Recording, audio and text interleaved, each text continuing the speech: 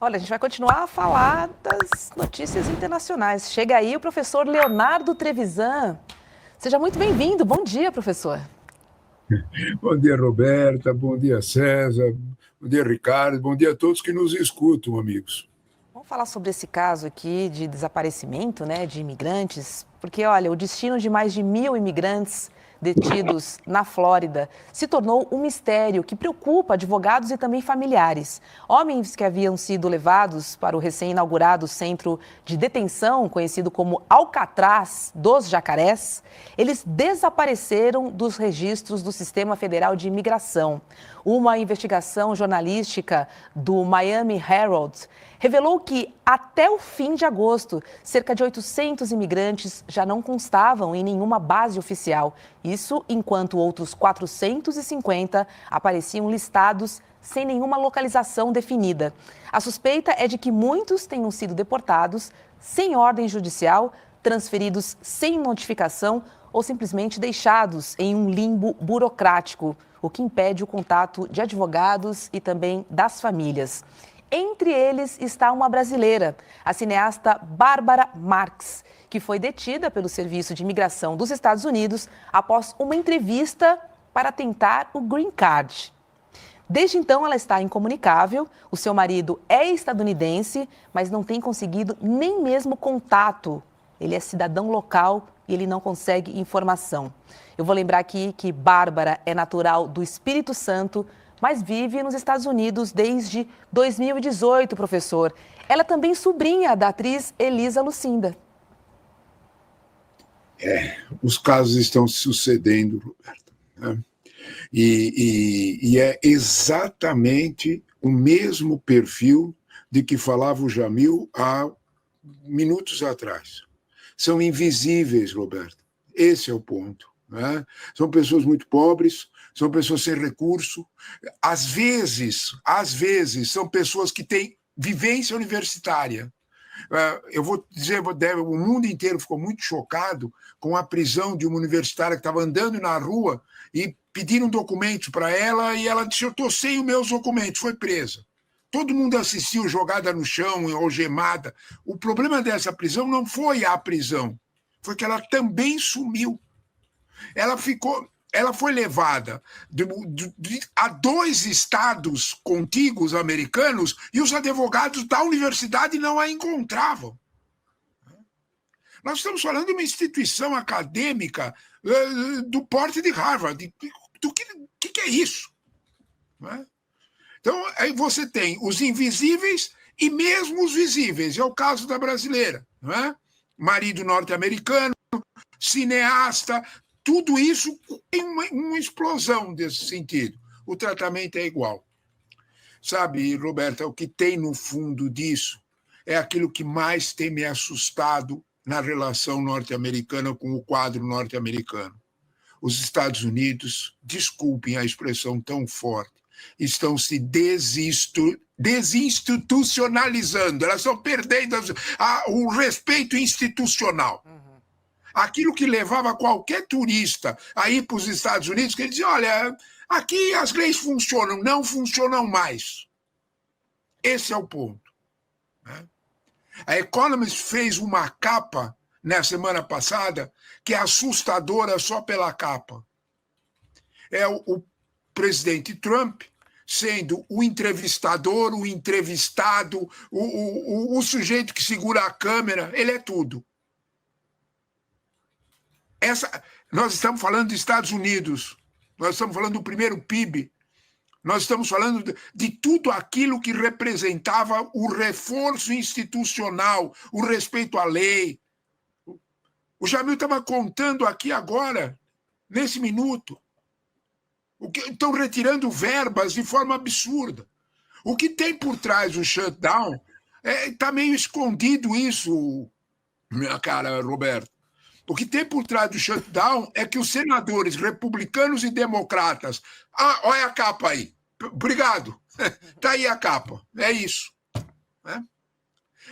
O que tem por trás do shutdown é que os senadores democratas e republicanos assinam acordos, o Trump não cumpre. Por exemplo, ele implica com as verbas para o Medicare. Não dá para explicar direito, que não vai levar um tempão. Ele simplesmente não manda as verbas. Bom dia, Elaine. As pessoas não conseguem comprar o seguro-saúde porque não chegou a verba. Porque ele não gosta disso.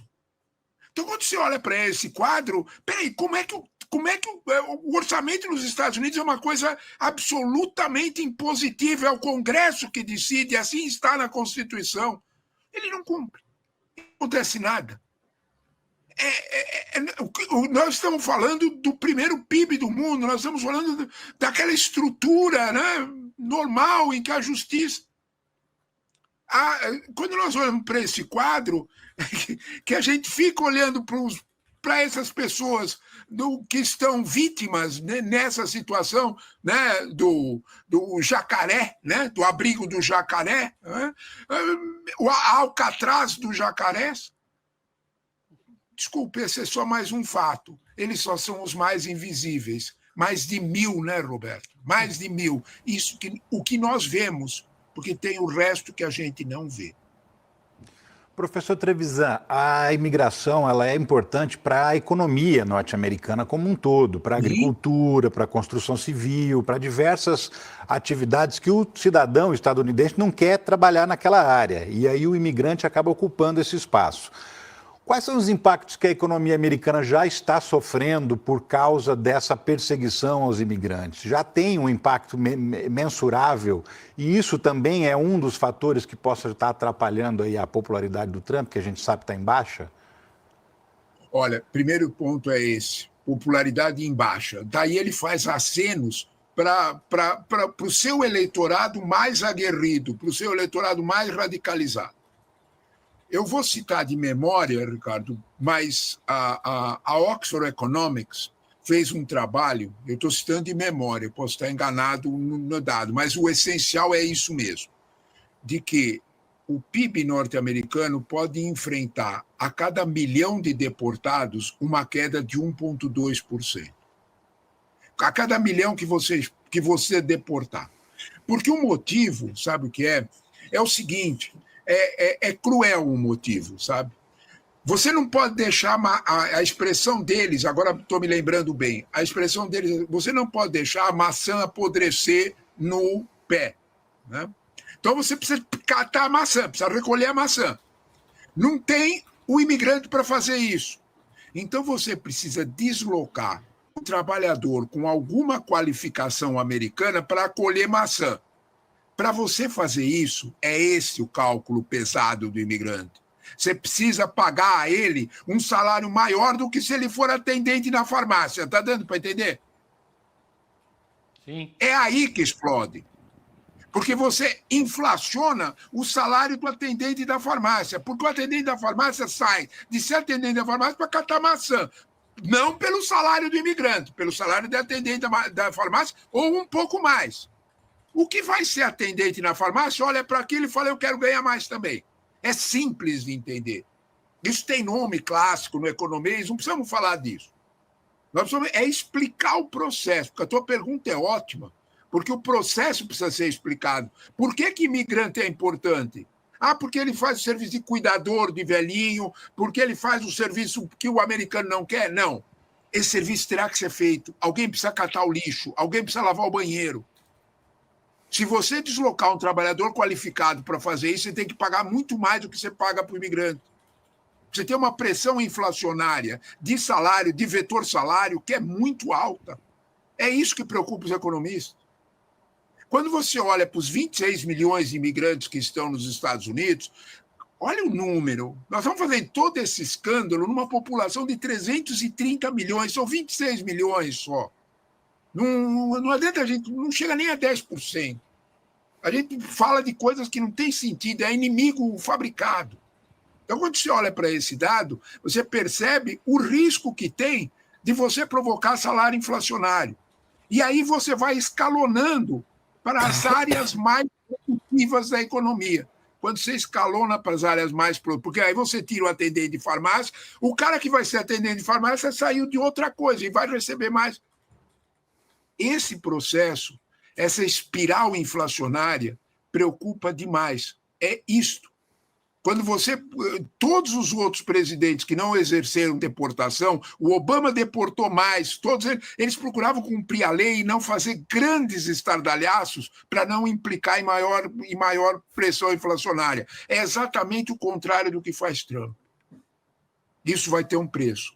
Você pode fazer qualquer coisa com a aritmética. Qualquer coisa pode fazer com a aritmética. Né? Menos desprezá-la. Ela vai cobrar seu preço. Isso não adianta você fazer isso desse jeito. Trevisan, a gente está com o tempo apertado aqui, mas eu não quero deixar de te perguntar isso. A situação do Donald Trump também vem se deteriorando. Ele vem perdendo a popularidade, ele fez um enfrentamento contra basicamente toda a arquitetura constitucional e institucional, com o termo que você utilizou. Ele atacou as universidades, os escritórios de advocacia, os imigrantes, ele atacou basicamente todo mundo que não esteja caninamente alinhado ao trumpismo. Você acha que, seguindo por esse rumo, ele termina a sua gestão? Essa pergunta é esse o problema. Porque a resposta dessa pergunta é novembro do ano que vem. Essas são as eleições do midterm. Se ele perder uma das casas, não há dúvida nenhuma que ele vai ter problemas sérios para terminar o mandato. Se ele perder uma das casas. Né? A probabilidade dele perder a Câmara é muito alta, mas é muito alta mesmo. Né? Ele só tem 4 votos de diferença, são 218 a 214. Né? Para isso mesmo, ele já está tomando providências, viu, César? Ele está fazendo alguma coisa que para nós aqui é difícil de entender, que são os gerrymanders, que é mexer nos mapas eleitorais, no tamanho dos municípios. Isso não é novo, os democratas também fizeram, só que ele está fazendo numa velocidade muito alta nos estados em que ele corre risco. Porque agora está ampliando. Sabe qual é o maior risco para ele, César? Está ampliando os estados certeiros, estão se transformando em risco de serem estados swing. E estado que tem muito delegado, que todo mundo sabe, a eleição norte-americana não é direta, ela é indireta. Você vota num colégio eleitoral de 582.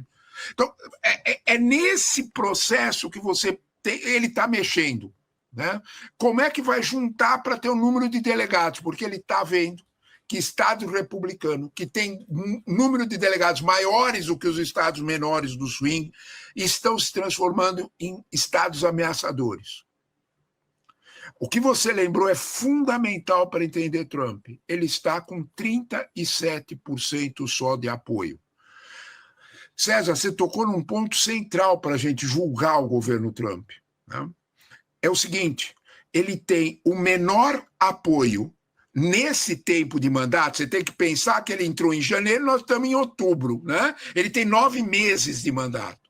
Ele tem o menor apoio institucional, apoio do geral dos americanos, em mais de 50 anos. Só Nixon teve esse problema. Quando você olha para trás, você fala, opa, peraí, o que está acontecendo? Né? Porque a gente tem uma ideia de que o americano médio não está sofrendo isso. Olha, isso nos dá direito, isso nos atinge. Carne, César. O motivo pelo qual a JBS foi recebida pelo Trump é porque eles são donos de 30% da oferta de carne, e a carne subiu 7%. Eu canso de dizer isso. Americano é gente rica come proteína, fica bravo se não come proteína. No formato de hambúrguer, onde você quiser. E isso subiu 7%. Para nós parece pouco. Para quem tem o orçamento medido, e salário nos Estados Unidos, da grande massa, não é alto. A gente tem um mito sobre isso. Isso pesa. Isso está começando a bater no bolso. O motivo da Venezuela, meus queridos, que está brigando, é porque ele autorizou a Chevron a vir buscar petróleo aqui na Venezuela para segurar o aumento de preço dentro dos Estados Unidos. Esse foi o motivo. E aí irritou a direita americana, e aí faz o cirquinho de botar navio no... Então, se não entender essa relação, não entende a tua pergunta. A pergunta é básica. Né? Qual é a reação? A reação está chegando no bolso. É ele que move o mundo, meu caro. Fala pessoal da Folha Democrata, que é Pedro Zambarda, editor do canal, falar um pouquinho a respeito da necessidade de vocês financiarem a Folha Democrata. Gente, a Folha Democrata é financiada através de um Pix chamado Folha Democrata, é o endereço do Pix, né? folhademocrata@gmail.com. Nós precisamos do nosso jornalismo financiado por vocês que são do nosso público, porque nós passamos vários perrengues aqui com o YouTube, vocês sabem muito bem. E mesmo assim, graças a essa comunidade muito unida, a gente conseguiu fazer lives históricas, acompanhar praticamente ao vivo a campanha do Guilherme Boulos, trazer informações exclusivas a respeito de Gustavo Gayer, de Olavo de Carvalho, de todos os bolsonaristas, combater as fake news e tudo o que a gente acompanha. Por R$80 no nosso Pix você ganha um curso de roteiro para série, o que é muito importante se você é artista, roteirista, se você lida com essas práticas da economia criativa. Outra forma de você colaborar também é se tornando membro aqui do nosso canal. Isso é muito importante para você fazer as suas atividades por aqui, porque você tem acesso a vídeos exclusivos e nós temos um curso de jornalismo básico para você poder acompanhar a partir de R$5, que é ministrado por mim. A gente tem aí quase uma dezena de aulas e muito conteúdo para você poder acompanhar. Meus caros, minhas caras, financiem o jornalismo independente, financiem o jornalismo que se posiciona à esquerda, financiem o jornalismo na internet, que traz informações confiáveis, checadas, que cruza informações e que trata você, que é o nosso público, de uma maneira muito séria. Vida longa e próspera, gente. Cuidem dos seus. Até mais. Tchau, tchau.